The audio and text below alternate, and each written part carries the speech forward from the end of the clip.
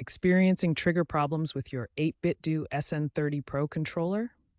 Let's diagnose the issue and identify the right solution. First, identify your specific trigger problem. Are your triggers completely unresponsive with no input registered, or are they overly sensitive, activating when they shouldn't? Next, ensure your controller is in the correct mode for your system.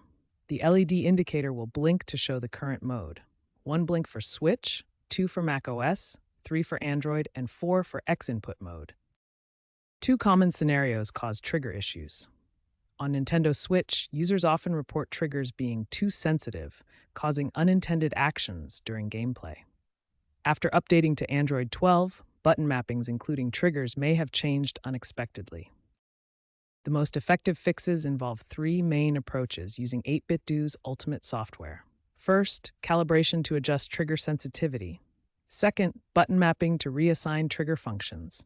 Third, firmware updates to ensure optimal performance and compatibility. Now that you've identified your trigger issue and understand the available solutions, you're ready to implement the specific fixes that will get your controller working perfectly again.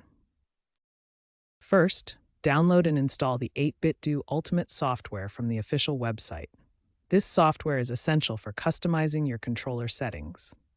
Connect your SN30 Pro controller to your PC using a USB cable. Make sure the connection is secure for the software to detect your controller properly. Open the Ultimate software and navigate to the Trigger Calibration section. Test the full range of motion for both triggers to ensure they register accurately from 0 to maximum pressure. If you're experiencing button mapping issues, especially after an Android update, use the software to remap buttons to their correct functions. This is particularly common with A, B, X, and Y button swapping. Check for firmware updates regularly. Download the latest firmware from the official 8BitDo website and use their firmware updater tool. Follow the instructions carefully to avoid damaging your controller. For advanced users, manual configuration file editing is possible but risky. If all else fails, contact 8BitDo support for professional assistance. They can provide specific guidance for your controller model and issue.